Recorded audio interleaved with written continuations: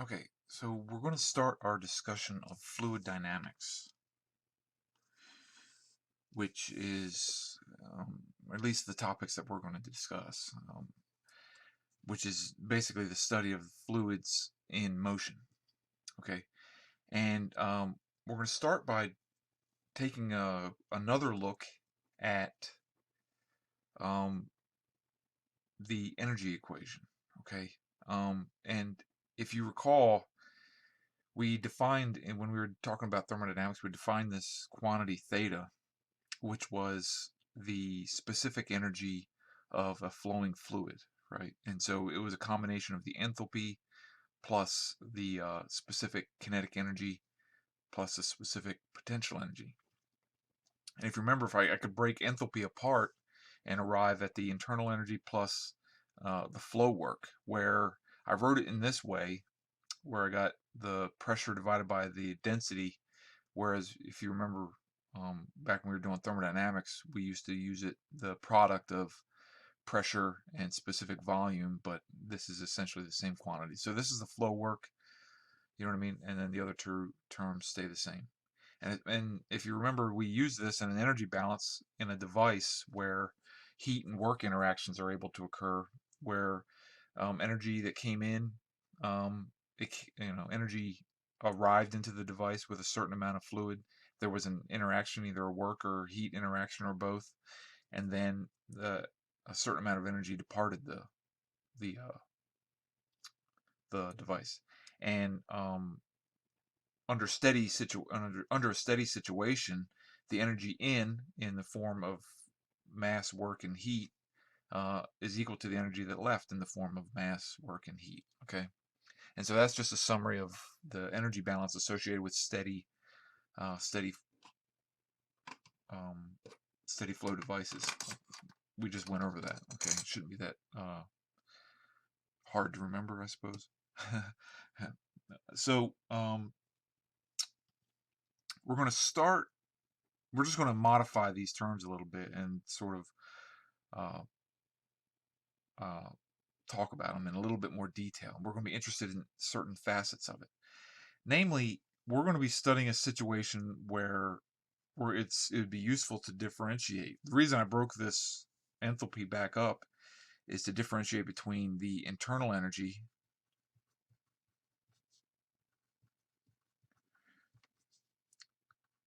and the sum of these three quantities, which together are the mechanical.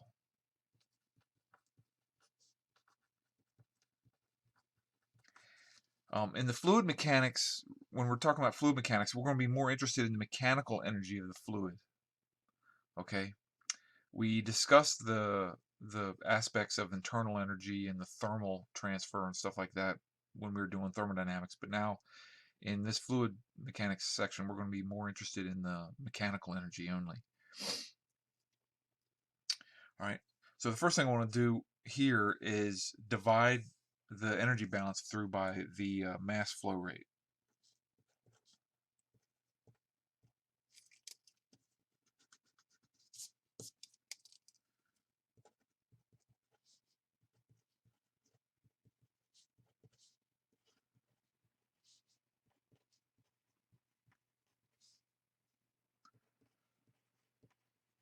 Where these lowercase letters, so I divided by the mass flow rate, and so I arrived at this little w and little q, where little w is just the work, you know, the power delivered or rejected via um, work divided by the mass flow rate, and likewise q is just the heat rate divided by the mass flow rate.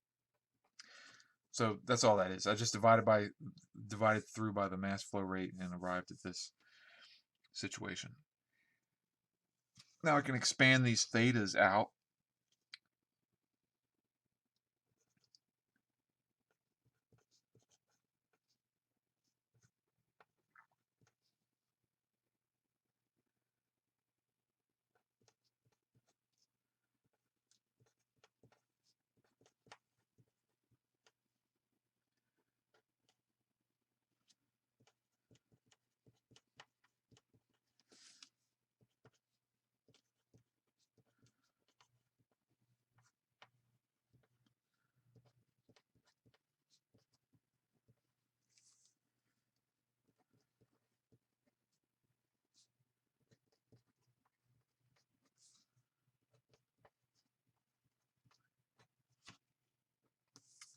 Okay, so it's basically the same equation. I just expanded out the thetas. Now, like I said before, we're only going to be interested in mechanical energy and the transfers of mechanical energy, meaning we're going to be interested in work interactions, but not heat interactions or changes in internal energy. Okay, so I'm going to group those terms together, heat interactions and changes in internal energy, into a single term.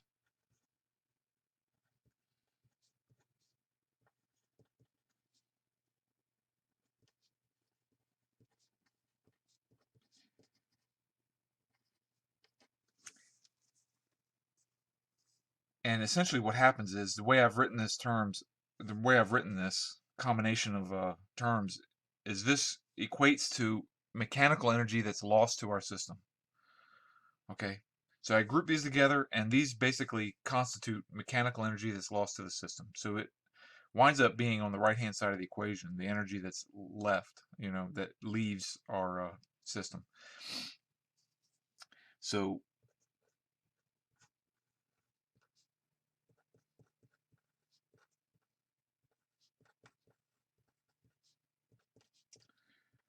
I'm left with this.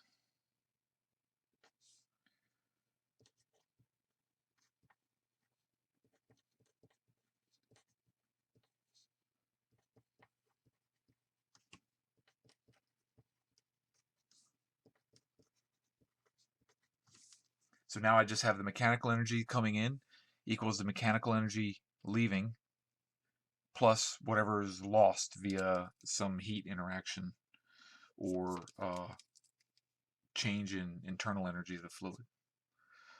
Okay. Um, Now the question you might ask, which we're smart enough now to realize that this velocity term we were kind of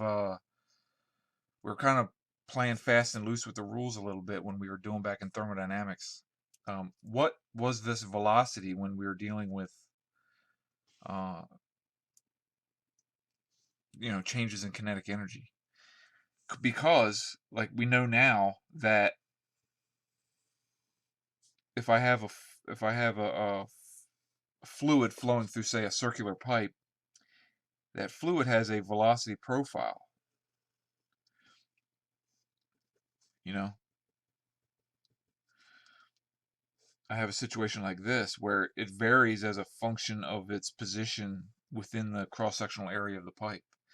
And this is one possible profile, and then this might be another possible profile.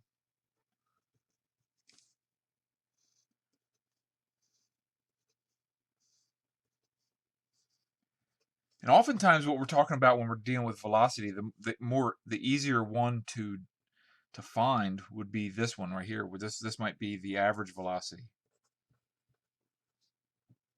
In this profile, it might be like that, but because this one is so blunt, because this profile is so blunt, the average velocity could be pretty close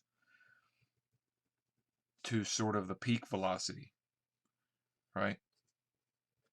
But in this particular case, the average velocity is going to be well below the peak, and what the way it comes out is that this velocity in this particular case, this being laminar flow in pipes, circular pipes, you'd get a profile. You'd get a parabolic profile. Okay, and we'll get into these details later. Um,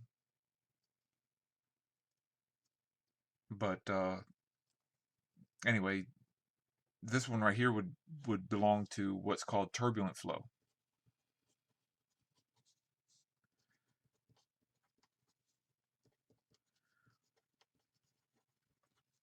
Okay, and then we're going to get to the distinction of what that means here in a little bit.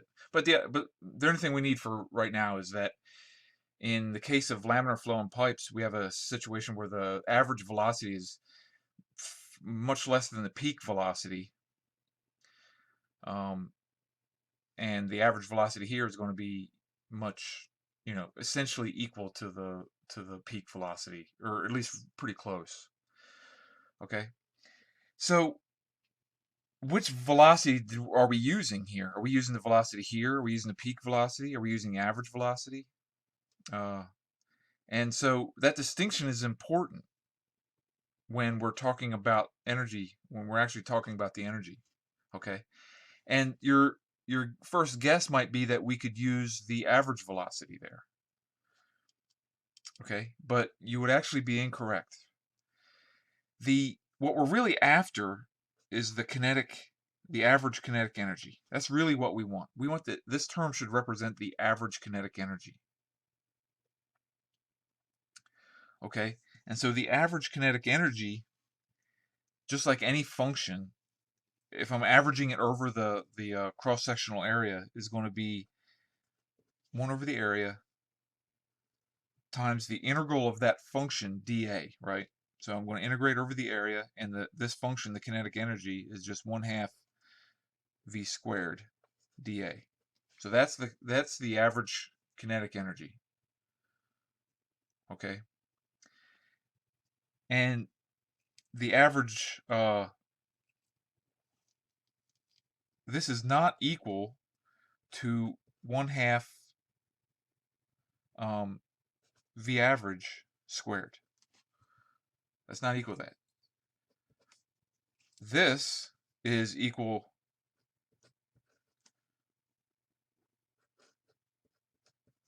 to this.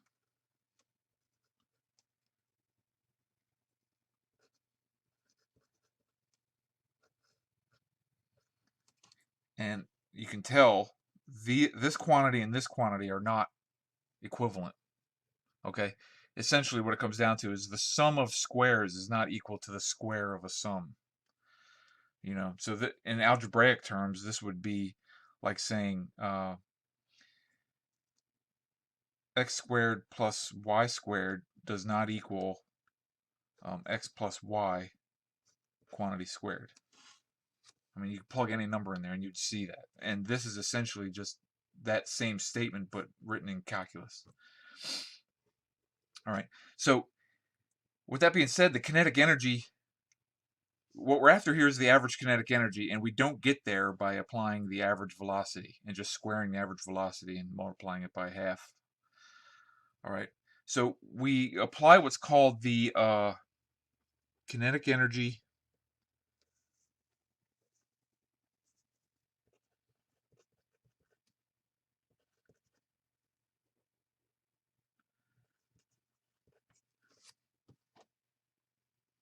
correction factor,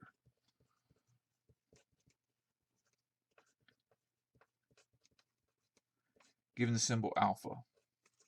And alpha is defined where by this relationship. The average kinetic energy is equal to alpha times the kinetic energy that you would get if you actually used the average velocity. Okay. So if we know this value alpha, then we can relate the average velocity to the average kinetic energy. And because we'd like to do this because the average velocity is actually a lot easier to find in most practical situations. You can measure the quantity of fluid that is passing through a pipe, um, and divide by the cross-section area, and you get the average velocity.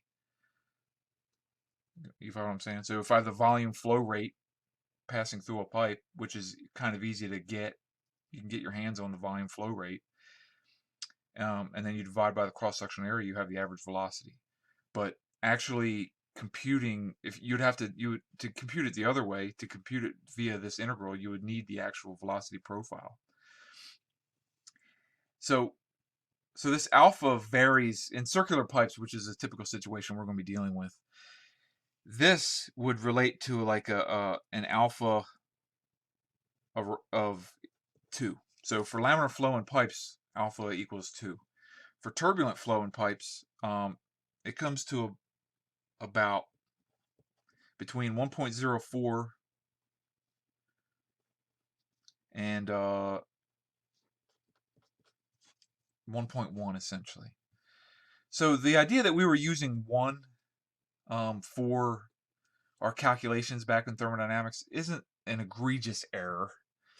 In most cases, flow is turbulent. Okay, it's actually kind of difficult to keep flow laminar.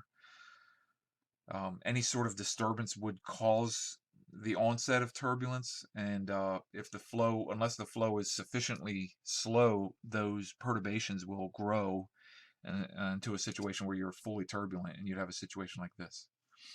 Okay, and so the average velocity is very close to the velocity everywhere in the profile. That's why you wind up getting with an alpha, and it varies much more drastically in this situation. So that's why you wind up with an alpha that's further away from 1. So with that being said, the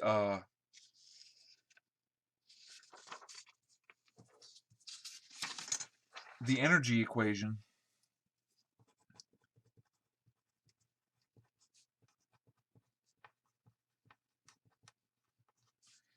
in the case of an incompressible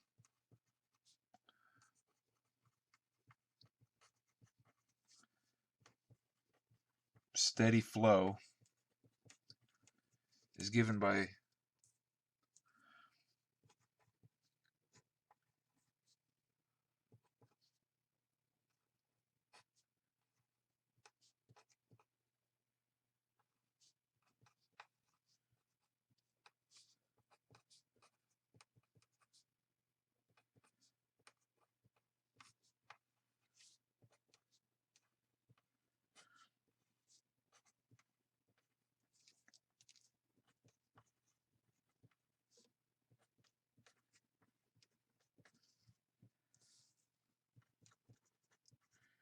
this equation right there, where so incompressible meaning the density doesn't change in the whatever interaction I'm going through. So um, the density on the left is equal to the density on the right. So I can say that rho 1 equals rho 2, and I'm just going to use the symbol rho. And now I have a situation where I have to account for this variation in the so I guess this would be V average 1,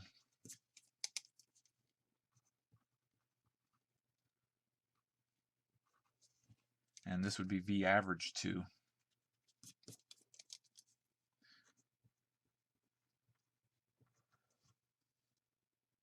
Okay, where I have to apply the kinetic energy correction factor.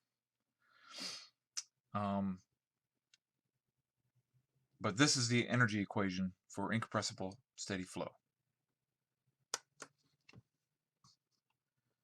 All right.